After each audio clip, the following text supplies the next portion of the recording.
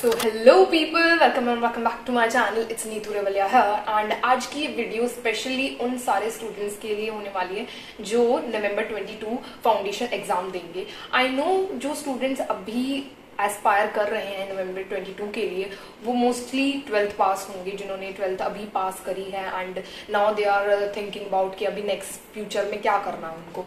तो वही students mostly हैं यहाँ पे जो ये वीडियो देखेंगे। इसलिए इस लेवल पे आके उनके लिए थोड़ा डिफिकल्ट हो जाता है बिकॉज अभी 12th से बाहर आए हैं, now they are aspiring for CA which is like huge thing for them. तो इस पॉइंट पे आके उन्हें बहुत सारी गाइडेंस की जरूरत होती है and from my personal experience I can definitely tell that मैं अपने लेवल पे अगर मुझे स्टार्टिंग से मेरे रिलेटिव या फ्रेंड में कोई ऐसा इंसान होता जो मुझे अच्छे से गाइड कर पाता या फिर मुझे बता पाता या फिर जो ऑलरेडी सीए कर चुका है वो मुझे अच्छे से गाइड कर पाता, तो आज मैं शायद सेकेंड अटेम्प्ट ना दे रही होती। I must say because guidance is really very important. I really know that मुझे ये गाइडेंस अगर मिलती तो मैं बहुत बेटर कर सकती थी। और मैं जो आपको गाइड करूँ उसको भी आप अपनी हैबिट में ले जिससे कि आप बहुत अच्छा कर पाए अपने नवंबर अटेम्प्ट के लिए। So without wasting any further more time let's get into the video. I stammer a lot. So talking about the very first thing, अगर आपने एक बार डिसीजन ले लिया 12th के बाद कि आपने सीए करनी है तो करनी ही है, आपके पास बहुत सारे लोग आएंगे लाइक योर फ्रेंड्स रिलेटिव्स जो आपको तरह तरह की एडवाइस देंगे and I am not saying कि उनको मत सुनो, बट अगर आपने फाइनल डिसीजन ले लिया कि आपको सीए करना है तो डोंट लिसन देम। बिकॉज मेरे भी बहुत सारे फ्रेंड्स, जब मैंने स्टार्ट कर दिया था मैंने अपना सीए स्टार्ट कर दिया था, तो मेरे बहुत सारे फ्रेंड्स ने मुझे आकर बोला था दैट सीए इज बहुत डिफिकल्ट होता है, अच्छे से अच्छे टॉपर स्टूडेंट्स भी क्लियर नहीं कर पाते। So people also demotivate at this stage. बिल्कुल बिगिनिंग में ही डिमोटिवेशन मिल जाती है तो डिफिकल्ट हो जाता है, तो आपका दिमाग भी फिर ऐसी ऐसी नेगेटिव थॉट्स ले आता है। तो इस वजह से अगर आपने सोच लिया है तो प्लीज उसके लिए ही वर्क हार्ड करते रहें। Don't listen them. बस इतनी सी चीज है, डोंट लिसन देम। बहुत लोग डिमोटिवेट करेंगे एंड करते रहेंगे and through out your journey आपको डिमोटिवेशन मिलता रहेगा, आपको नेगेटिव कमेंट्स मिलते रहेंगे। तो उसके लिए रेडी रहें क्योंकि आपको उनसे फाइट नहीं करने हैं, बस उनको इग्नोर करना है। सो सेकेंड पॉइंट हमारा आता है proper planning and proper time table. And proper time table से मेरा कहने का मतलब ये है कि टाइम टेबल बना के बस दीवार पे नहीं लगा देना है, उसको फॉलो भी करना है। बिकॉज क्या होता है कि हम टाइम टेबल बना तो लेते हैं बट उसको फॉलो नहीं करते हैं। तो वेरी वेरी इंपॉर्टेंट थिंग इस पॉइंट में ये है कि अगर आप भी सोच रहे होंगे कि नीतू क्या नया था इसमें, टाइम टेबल नया ये था कि इसको फॉलो भी करना है। आई नो बहुत बहुत मेहनत लगती है उसको फॉलो करने में। आई नो बहुत सारी चीजें छूट जाती हैं, बट आपको डे 1 से ये चीज प्रैक्टिस करनी है। आपको रोज अपना टाइम टेबल बनाना है, आपको जॉट डाउन करनी है सारी चीजें एक पेन पेपर पे कि आपने क्या करना है और क्या आप कर चुके हैं। इससे आपको एक अलग से मोटिवेशन मिलेगी। आप जब कोई टॉपिक लिखते हैं और उसको कट करते हैं इस कॉन्फिडेंस के साथ कि wow I completed this, I have done this thing in my day, तो आपको अंदर से मोटिवेशन मिलती है और आगे करने की। तो टाइम टेबल फॉलो करने में बहुत मजा भी आता है इन द सेंस कि अगर आप कोई टास्क पूरा कर लेते हैं, आपने कुछ सोचा था, आपने टू डू लिस्ट कंप्लीट कर ली है, तो आपको अलग मोटिवेशन मिलेगी एंड नेक्स्ट डे आप उस चीज को और करने के लिए और ज्यादा एक्साइटेड रहेंगे। कि जब हम कोई चीज सोचते हैं और उसको अचीव कर लेते हैं तो वो वाली खुशी आपको हर रोज मिलेगी। ट्रस्ट में गाइस, बहुत अच्छी चीज है ये। So now coming to the third point, study wisely. मतलब यहाँ पे हमें गधा मजदूरी नहीं करनी है। Hard work I know some extent तक हम करते हैं, बट यहाँ पे हार्ड वर्क से ज्यादा हमें स्मार्ट वर्क करना है। बिकॉज जैसे हर सब्जेक्ट के लिए कुछ कुछ स्ट्रेटजीज होती है। मैंने बहुत सारी वीडियोस बनाई हैं, लाइक यहाँ पे लिंक में या फिर डिस्क्रिप्शन में मैं डाल दूंगी। अगर आपको बिल्कुल डिटेल में हर सब्जेक्ट के लिए स्ट्रैटेजीज और प्लानिंग्स चाहिए, वहाँ पे मैंने वीडियोस बना रखी हैं, तो आप डिस्क्रिप्शन में चेक कर सकते हैं। बट स्टिल अगर मैं छोटी छोटी चीजें बताऊं, जैसे लॉ में नोट्स बनाना बहुत इंपॉर्टेंट होता है, आपको केस स्टडीज लिखना। मैं अगर किसी को रिकमेंड करूंगी लॉ में, अगर उसको पास होना है स्पेशली लॉ में, तो उसको हर रोज एक केस स्टडी लिखनी होगी। जितना आप लिखोगे उतना ही ज्यादा आपके लिए बेटर होगा। और मैं बेट लगा सकती हूँ ये चीज के लिए, अगर आपने हर रोज एक केस स्टडी लिखी या फिर केस स्टडी या डायरेक्ट क्वेश्चन एक हर रोज लिखाना, I am telling you there is no going back. आप लॉ से प्यार करने लगेंगे डेफिनेटली।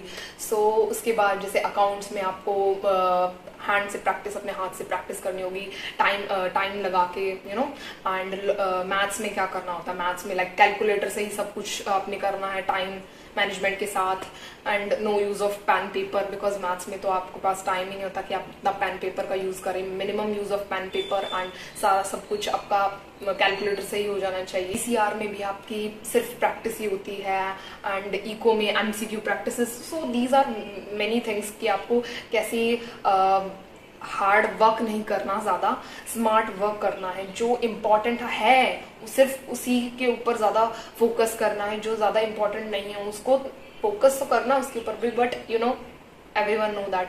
बट आपको ये पता करना है कि कौन सा टॉपिक बहुत ज्यादा इंपॉर्टेंट है, कौन सी चीज बहुत ज्यादा इंपॉर्टेंट है, and then work on that. मेरे साथ यही दिक्कत हुई थी कि I was not at all aware about these things are very important, these are the things are not so important, like maths में additional questions I wasn't aware about additional question भी इतने important होते हैं। additional question banks जो and में होते हैं। set C of stats में जो set C होता है वो भी मुझे नहीं पता था, वो इतना important नहीं होता, but I was doing all these things and wasting my time, जो प्रीशियस मेरा टाइम था उसको वेस्ट करते। तो दीज आर द थिंग्स जो हमें देखनी है, फॉलो करनी है, और उस हिसाब से हमें स्मार्ट वर्क करना है, not hard work. So yeah that's the third point. Now coming to the fourth point में आता है हमारा module. Module is everything, please note these lines, module is everything. No need of use of reference book, क्योंकि बहुत सारे institute पे ऐसा ही होता है, विच आई नोटिस्ड कि वो उनके जो नोट्स होते हैं वो टोटली बेस्ड ऑन मॉड्यूल होते हैं, टोटली उनको आप प्रेफर कर सकते हैं। बट अगर कोई आपको अदर देन मॉड्यूल से अलग हटके कोई बुक प्रेफर कर रहा है कि आप ये बुक करें, आप ये बुक करें, तो please don't fall these traps, because market में बहुत सारी बुक्स होंगी जो आपको ये कहेंगे कि आप इनसे पढ़ें, ये बेटर है। But I am telling you guys, module से हटके कुछ नहीं आएगा। अगर आपने सिर्फ और सिर्फ मॉड्यूल पढ़ा है ना, तो आप टॉप भी कर सकते हैं। Now coming to the fifth point. तो फिफ्थ पॉइंट में मैं ये बताना चाहूंगी कि बहुत सारे बच्चे जो इस पॉइंट पे मोस्टली फाउंडेशन पे कोई इंस्टीट्यूट ज्वाइन नहीं करते हैं, वो कोई बाहर से कोचिंग नहीं लेते हैं, तो वो इसलिए करते हैं बिकॉज यूट्यूब पे बहुत सारा कंटेंट अवेलेबल है। सो यूट्यूब पे बहुत सारे टीचर्स अवेलेबल है जिनसे हम पढ़ लेते हैं, and that is very very sufficient. तो आप पहले उनके लिए, जो अगर आपको मिल गए हैं अच्छे अच्छे टीचर्स जिनसे आपको समझ में आ रहा है, आपको लग रहा है कि दे आर द वन, आपको पास करवा सकते हैं वो आराम से, एंड आप बाहर से कोचिंग लेंगे एंड यहाँ तो कोचिंग ले रहे हैं, दैट इज इक्विवेलेंट। बट अगर आपको कोई टीचर ऐसा नहीं मिला, स्पेशली मेरे साथ ऐसा हुआ था लॉ में, मुझे ऐसा लगता है कि मुझे यूट्यूब पे कोई ऐसा टीचर मिला नहीं जो मुझे पूरा कंटेंट, लॉ का पूरा कंटेंट मुझे पढ़ा सके on YouTube. And I really felt कि अगर मैं कोचिंग लेती इन माई वेरी फर्स्ट अटेम्प्ट तो मैं लॉ में बहुत अच्छा कर सकती थी। बट स्टिल मैं आप सभी को यही रिकमेंड करूंगी कि अगर आपको यूट्यूब पे कंटेंट मिल रहा है तो आप वहीं से यूज करें, बिकॉज बहुत सारे teachers, I can say that बहुत सारे टीचर्स हैं यूट्यूब पे। एंड अगर आपको नहीं लग रहा है कि कोई टीचर आपको सेटिस्फाई कर पा रहा है, आपको लगता है कि आपको और किसी टीचर की जरूरत है, तो बहुत ज्यादा टाइम वेस्ट ना करें यूट्यूब पे, पेड ट्यूशन पे देखिए जा वहाँ पे।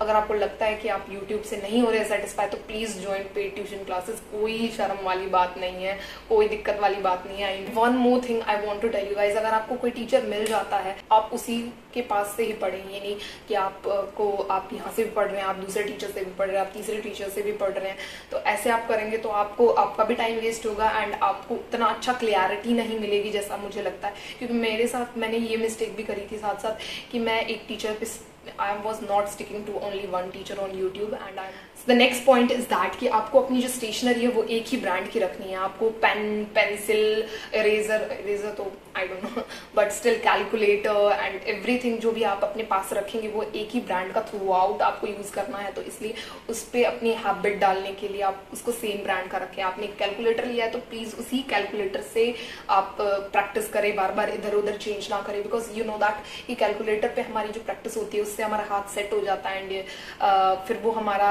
हैबिट हो जाती है, उस पर स्पीड भी बन जाती है। और आप ऐसे ऐसे इधर उधर स्विच करेंगे एट द एंड पे तो आपके लिए बहुत ज्यादा प्रॉब्लम होगी, बिकॉज उस पर आपका हाथ सेट नहीं होता एंड फिर आपको दिक्कत होती है, आप ज्यादा टाइम लेते हैं उस पर वर्क करने के लिए। तो please stick to only one brand की स्टेशनरी, इधर उधर ज्यादा भटकने की जरूरत नहीं है, and use only black pen. मैं तो अभी भी मैं कॉलेज का भी काम करती हूँ, तो I only prefer to use black pen and yes that's what I want to include in this point. Now coming to the next point. Next point में आपके लिए, आप सब पूछते रहते हैं, मेरे पास बहुत सारे डीएम्स एंड कमेंट्स आते हैं कि सिलेबस कब तक कंप्लीट हो जाना चाहिए, कब तक कितना टाइम रिवीजन के लिए रखना चाहिए। तो मैं अगर अपने पर्सनल पॉइंट ऑफ व्यू से बताऊं, according to my calibre and everything, तो मुझे ऐसा लगता है कि सिलेबस जो होता है वो आपका 2 month before the exams complete हो जाना चाहिए एटलीस्ट। आपने जितना जल्दी अगर अपना सिलेबस कंप्लीट कर लिया और ज्यादा फोकस आपको रिवीजन पे दिया, ज्यादा टाइम आपने अपनी रिवीजन पे दिया, तो बहुत ज्यादा परसेंटेज है कि आप पास हो जाएंगे। आपको अपनी रिवीजन आपकी सिलेबस कंप्लीशन से भी ज्यादा पावरफुल रखनी है, वो आपको बहुत ज्यादा हेल्प करेगी आपके एग्जाम्स में।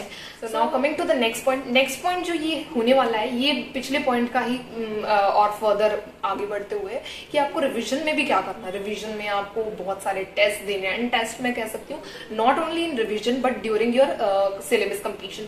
2 चैप्टर हो गए, 2 चैप्टर का टेस्ट दे दीजिए, 3 चैप्टर हो गए हैं, फिर ऐसे ऐसे हर सब्जेक्ट में आप टेस्ट दीजिए, आपको पता चलेगा कि आप कहाँ स्टैंड कर रहे हैं। तो it is very important to give test regularly.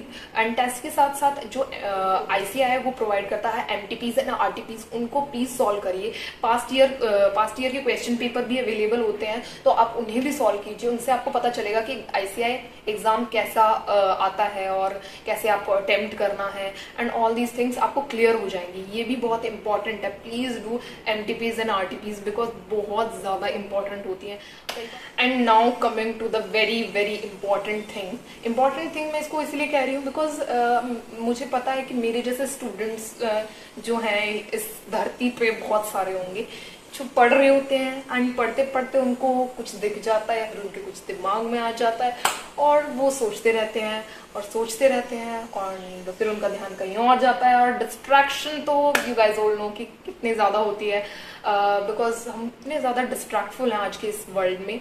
तो उसको खत्म करने के लिए I have come to this thing कि मैं अपने साथ एक स्टॉप वॉच लेके बैठती हूँ, उस पर मैं टाइम सेट करती हूँ। मैं यूजुअली तो 15 to 20 मिनट्स का टाइम सेट करती हूँ और मैं काम करने लग जाती हूँ। इससे क्या होता है मेरे साथ कि मैं खुद से कंप्लीट कर रही होती हूँ कि मुझे इन दिस 15 to 20 मिनट्स मेरे साथ ये होता था कि लाइक फॉर एग्जाम्पल टेक का एग्जाम्पल ऑफ इको।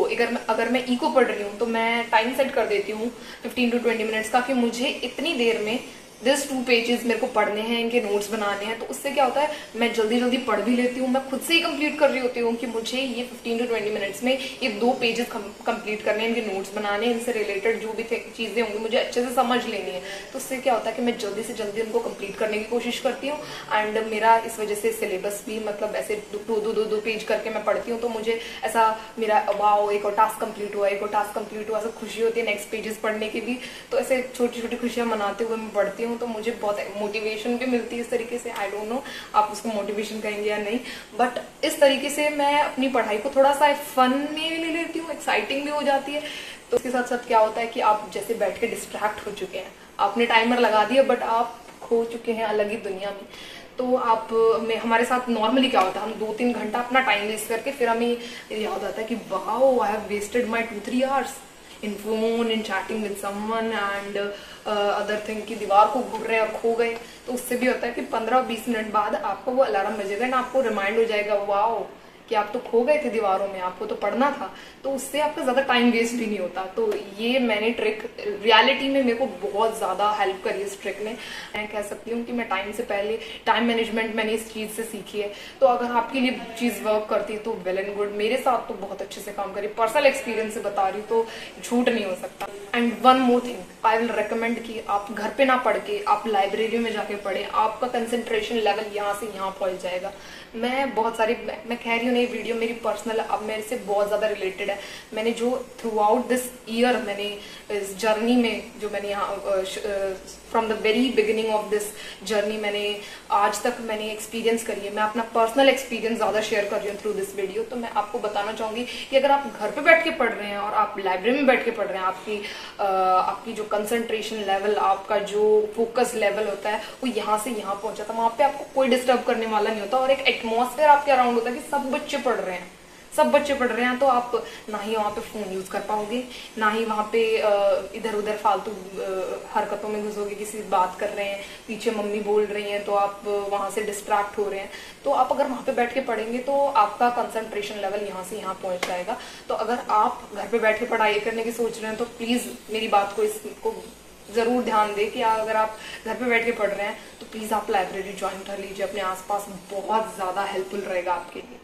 सो यही था मेरा पर्सनल एक्सपीरियंस, मैं आपको जो गाइड करना चाहती थी, और मुझे लगता था कि अगर कोई मुझे पहले गाइड करता तो मैं बहुत ज्यादा अच्छा कर पाती अपने फर्स्ट अटेम्प्ट में। And that's it for this video. अगर आपको ये वीडियो पसंद आई है तो लाइक कमेंट शेयर सब्सक्राइब करना ना भूलें, मुझे मेरे सोशल्स पे फॉलो करना ना भूलें। एंड अगर आपको कोई भी क्वेरी अभी आपकी रहती है, आपको पूछना है कुछ भी, तो आपके लिए कमेंट सेक्शन बिल्कुल खुला है, आप वहां जाके पूछ सकते हैं। एंड इसी के साथ ये वीडियो एंड होती है, एंड मिलते हैं आपको नेक्स्ट वीडियो में, तब तक के लिए बाय।